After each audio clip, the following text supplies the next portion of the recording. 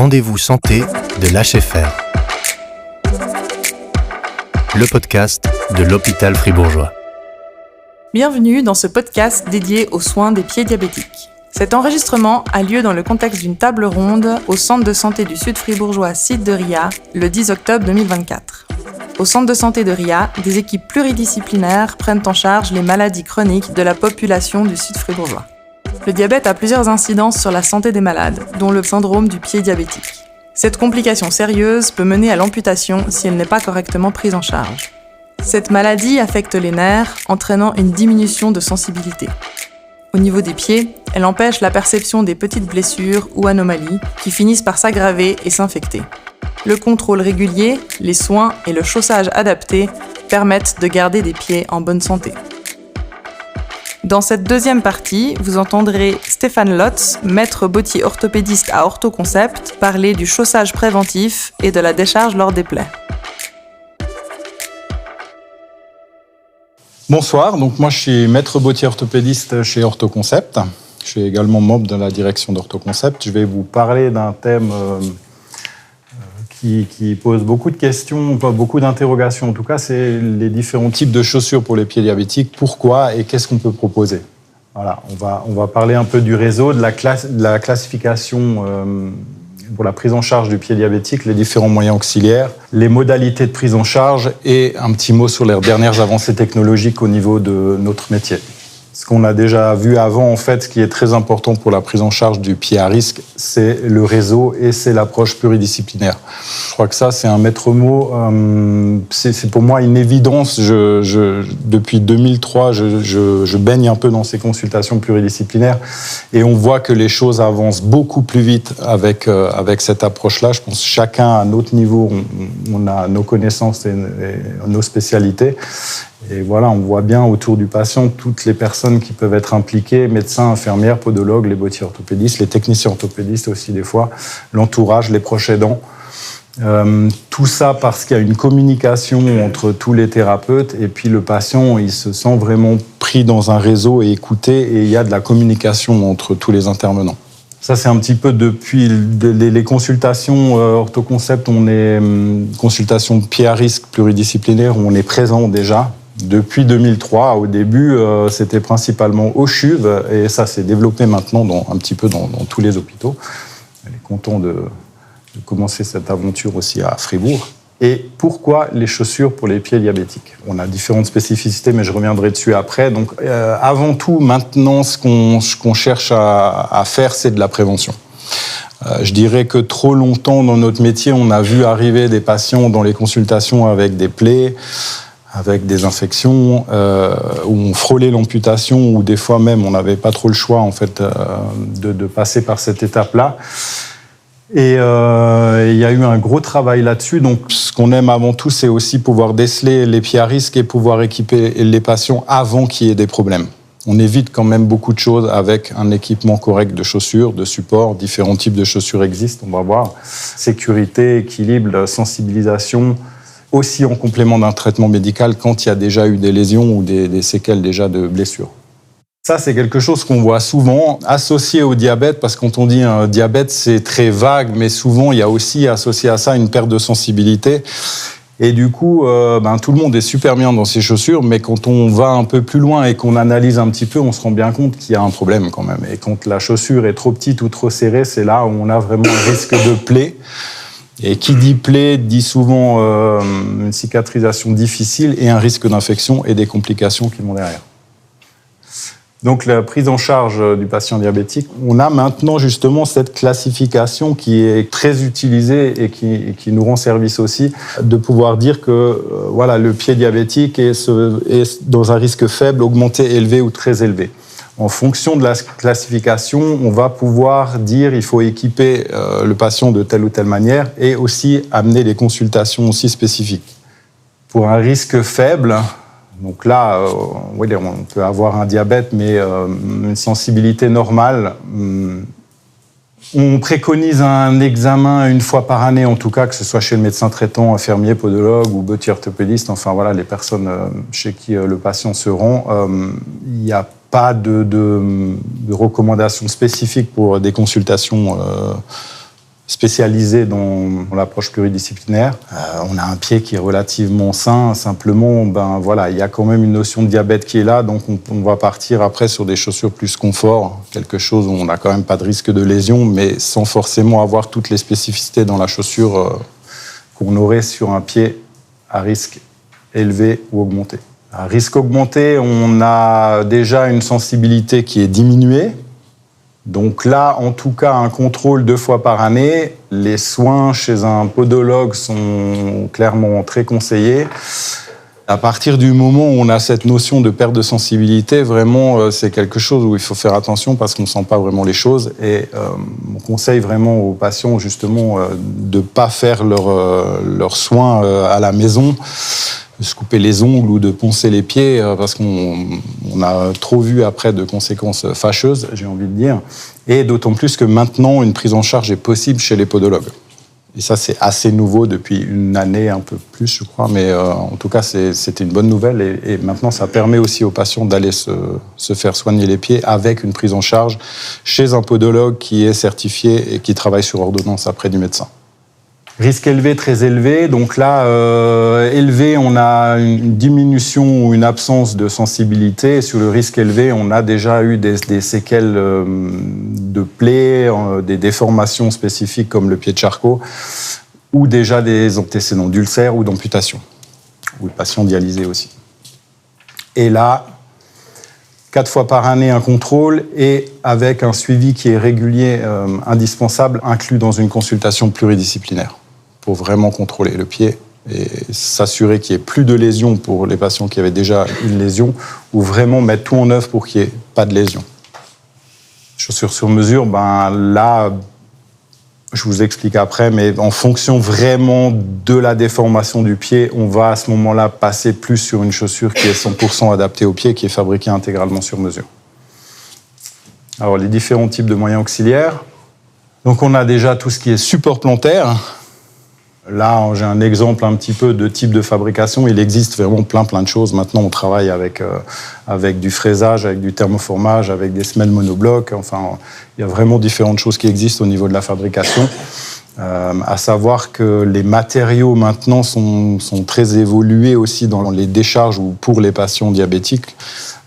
C'est quelque chose chez nos fournisseurs qui est forcément d'actualité. Et puis, il y a un gros travail qui est fait au niveau des propriétés des matériaux et aussi des chaussures. Différents types de systèmes d'analyse, statique, dynamique. On va déceler en fait là les points de pression, les zones à risque. On voit bien là sur l'image en bas, les zones rouges, c'est vraiment là une possibilité forte qui est, ou pas, mais une blessure parce qu'il y a une hyperpression à cet endroit-là. Donc ça, après, ça va nous permettre, nous, de pouvoir travailler la chaussure et le lit plantaire en fonction de toutes les analyses qu'on va faire. Scanner 2D, scanner 3D, il y a aussi là une multitude d'appareils qui existent maintenant dans notre métier. Scanner 3D va permettre de faire un fraisage, en fait, une semelle qu'on va modéliser sur ordinateur et fraiser. Il va vraiment prendre le relief du pied en 3D. Le 2D va servir à faire plus une photo de la plante du pied. Ça, c'est complémentaire à toutes les autres analyses qu'on va pouvoir faire au niveau de l'analyse des pressions. Chaussures spéciales, alors en fait, dans les chaussures orthopédiques, il y a différentes catégories. On a les chaussures spéciales, chaussures orthopédiques de série, chaussures sur mesure. Tout ce qui est chaussures spéciales va englober en fait les chaussures spéciales pour support, pour orthèse, tout ce qui va être chaussures de décharge pour des plaies. Tout ça rentre dans le cadre des chaussures spéciales. Ça, c'est un exemple de chaussures de décharge.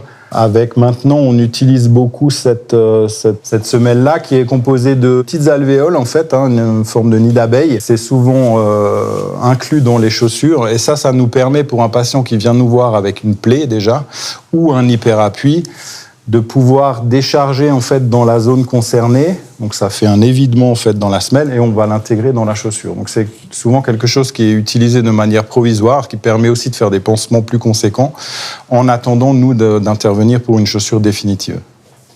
Alors chaussures spéciales et support, donc ça c'est des chaussures, on va dire, donc on est là dans un risque faible, on va dire. Chaussures confort avec à l'intérieur d'origine un lit plantaire amovible qu'on va enlever et remplacer par un support plantaire. Alors la chaussure orthopédique de série, pour les patients diabétiques, parce qu'il existe une multitude d'autres pathologies et d'autres chaussures sur le marché aussi. Donc, principalement, on a des chaussures qui sont sans couture, avec une doublure très douce à l'intérieur, qui est lavable, une semelle qui est rigidifiée, avec une barre de déroulement qui est plus prononcée qu'une chaussure classique. Pourquoi ? Parce que quand la chaussure est trop souple, elle va plier à l'endroit pile où il y a les têtes métatarsiennes, et à chaque pas, en fait, on a une hyperpression qui va se créer à cet endroit-là. Souvent, quand il y a des malperformances, c'est souvent dans cette zone-là. Donc le seul moyen de diminuer les points de pression, c'est d'avoir une semelle qui est rigidifiée, mais par contre avec une barre de déroulement qui est accentuée. C'est la chaussure après qui va dérouler, et c'est plus le pied qui doit plier et appuyer. Et bien sûr, à l'intérieur, elles sont étudiées pour avoir de la place, pour permettre de mettre un lit plantaire. Donc c'est comme un support, sauf que le lit plantaire, il est non amovible et incorporé à la chaussure. Ça va nous permettre d'aller jusqu'à 1 cm d'épaisseur dans la semelle et de pouvoir faire des décharges conséquentes s'il y a besoin. Il existe maintenant plein de choses. Alors il ne faut pas croire que...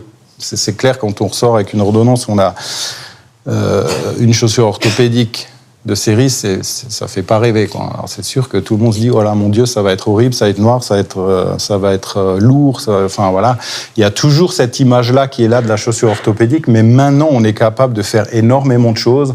Dans la chaussure orthopédique de série, il y a plein de fournisseurs qui existent. On peut aller dans la pantoufle, basket, chaussures de randonnée, chaussures de ville. Il y a beaucoup de choses qui existent dans les coloris, dans le design. Enfin voilà, maintenant on arrive à faire des choses assez sexy, je dois dire. C'est fort,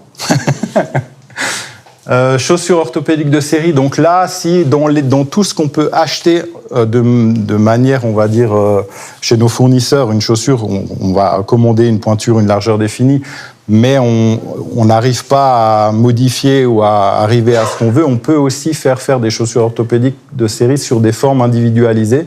Donc on va créer une forme pour un patient qu'on va garder et on va faire après fabriquer cette chaussure chez un fournisseur, mais ça reste une chaussure orthopédique de série.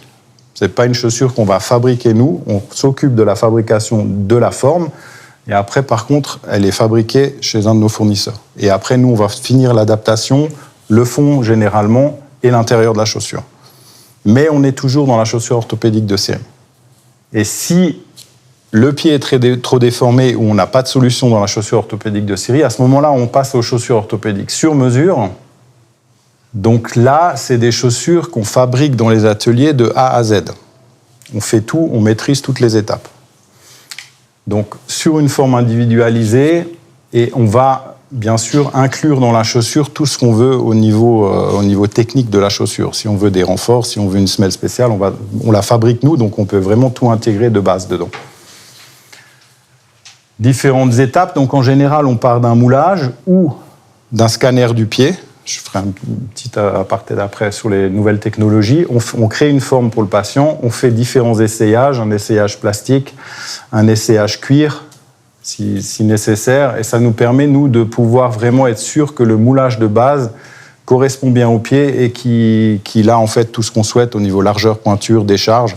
Et à partir de là, on va faire le lit plantaire et on va entamer le travail de fabrication à proprement dit de la chaussure. Donc voilà, après, il y a plein d'étapes, en fait. Donc ça va du patronage, la découpe du cuir, le piquage, et après le montage des chaussures, la finition. Voilà, on fait tout vraiment de A à Z.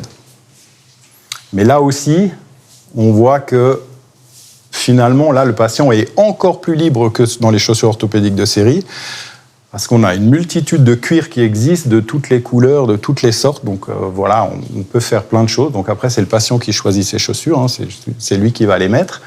On a fait des choses incroyables, très extravagantes, mais voilà, on s'adapte. Mais il y a une très très grande liberté dans la chaussure orthopédique sur mesure maintenant. Alors là, on va parler des chaussures orthopédiques de série. On est amené, bien sûr, souvent à modifier les chaussures de base. Hein. Par exemple, ça, c'est une marque Fine Confort que tout le monde connaît, ou plus ou moins. Mais là-dessus, on va pouvoir rajouter, je disais, une barre de déroulement, une rigidification. On va pouvoir faire des décharges silicone, des injections de silicone dans le fond de la chaussure pour avoir des décharges encore plus efficaces en complément du lit plantaire, des talons amortisseurs. Enfin voilà, il y a vraiment énormément de choses qu'on peut faire sur une chaussure en modification. Les prises en charge. Alors bien sûr, patient suisse, permis C ou B, il faut faire un devis, il faut qu'on ait une ordonnance qui soit correctement libellée, parce que ça c'est vraiment important pour souvent l'AI ou l'AVS. Il y a vraiment des textes précis par rapport à nous, aux demandes qu'on va faire. On va remplir avec le patient ou donner au patient un formulaire de demande de moyens auxiliaires.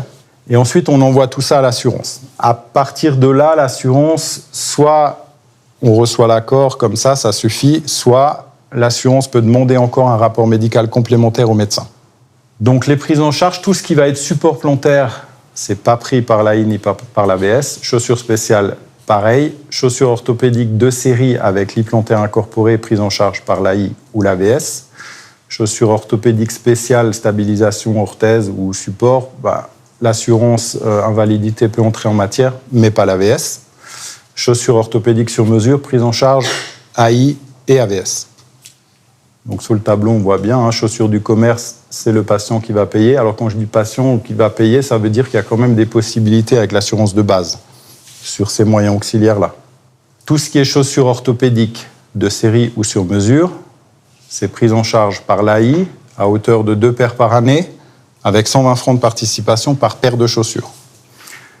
L'AVS, ça c'est nouveau depuis cette année. En fait, il paye maintenant 1 paire par année avec 25% de participation pour le patient et 75% qui sont pris en charge par l'AVS.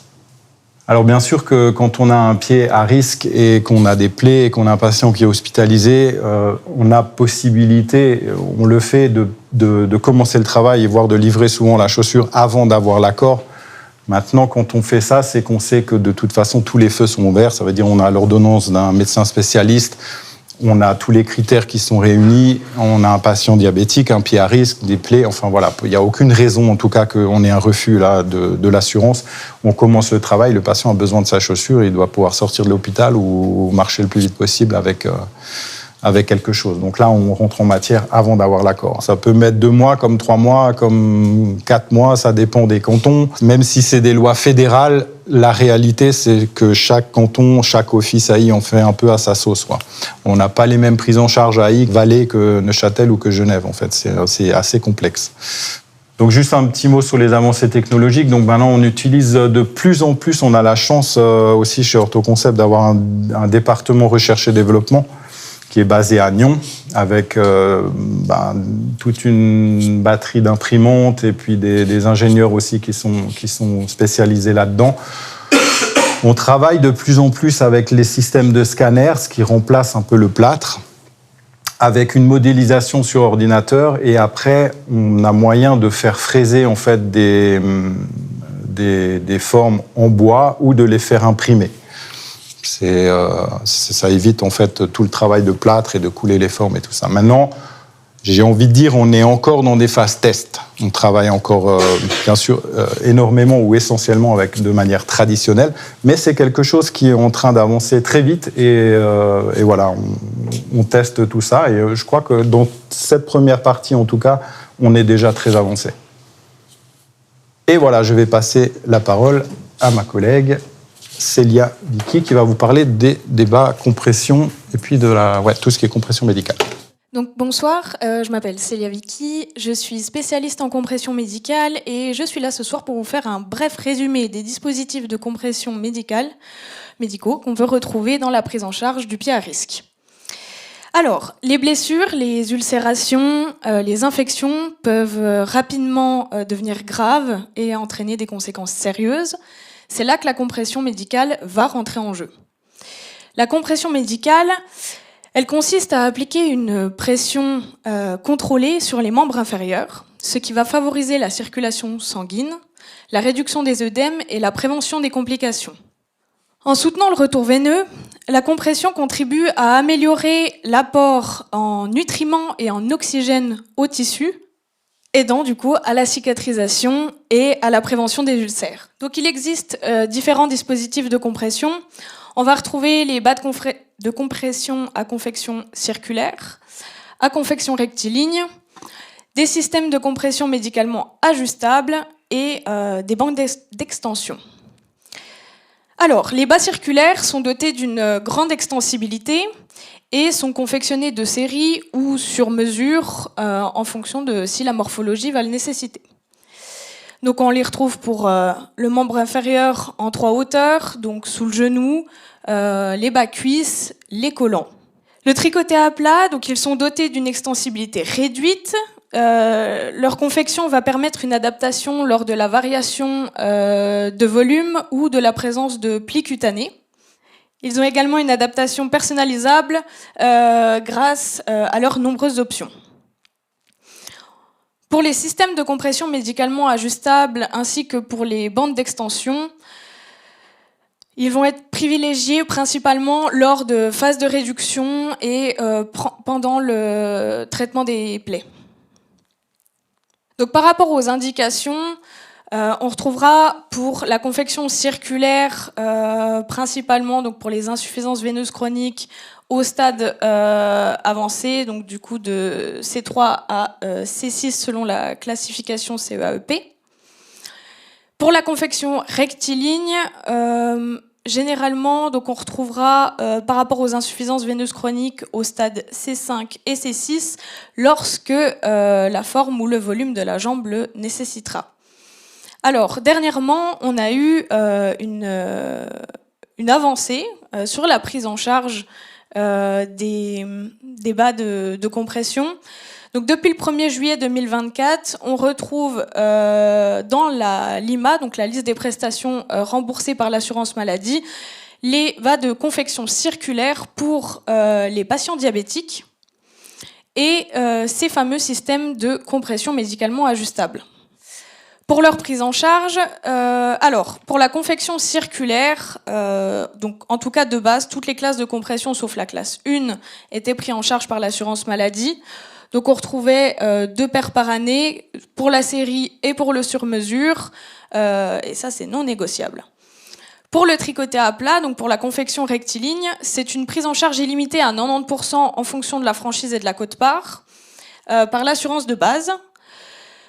Pourquoi ? Parce que le tricoté à plat, c'est un traitement, donc il doit pouvoir être renouvelé s'il y a un changement de morphologie ou une adaptation de traitement au cours de l'année. Le prix, par contre, n'est pas fixe, ça sera en fonction du coup du choix du traitement. Et pour cette nouvelle prise en charge depuis le 1er juillet 2024, donc on retrouve la confection circulaire pour patients diabétiques aux positions 17.05 de la LIMA, qui octroie 2 paires de bas de compression par année au maximum. Et pour les systèmes de compression médicalement ajustables, donc à certaines conditions, ça sera maximum un set par membre concerné par période de 6 mois. Et lors de cette période, on ne pourra pas utiliser le port de bas de confection circulaire ou rectiligne. Alors, par rapport à ces bas, la délivrance sera faite bien évidemment par un rendez-vous de prise de mesure, de conseil. On retrouvera bien évidemment l'essayage afin de pouvoir vous donner des conseils sur la mise en place ainsi que d'éviter les gênes et voir s'il y a des modifications à faire ou non par rapport au traitement. Lors de cet essayage, on va pouvoir s'assurer que les patients peuvent mettre et retirer leurs bas. Donc, on va pouvoir conseiller, si ce n'est pas le cas, des aides à l'enfilage qui vont permettre du coup de conserver une certaine indépendance à la maison et éviter parfois la présence de soins à domicile. Les aides à l'enfilage sont prises en charge par l'assurance de base une fois par année. Ensuite, lors de la présence de plaies, on retrouvera également les sous-bas de compression à utiliser en cas de peau fragilisée, à porter du coup sous les bas de compression. Cependant, la compression médicale, elle ne peut être efficace du coup sans une éducation thérapeutique. Il est très important de comprendre pourquoi on porte cette compression et que cette compression ne doit jamais faire mal. Une compression adaptée est relativement très agréable à porter et doit être bénéfique. Donc pour conclure, la compression médicale pour le pied à risque, c'est un outil très important par rapport à la prévention de complications. Et je vous remercie. Rendez-vous santé de l'HFR. Ce podcast vous a été présenté par votre hôpital.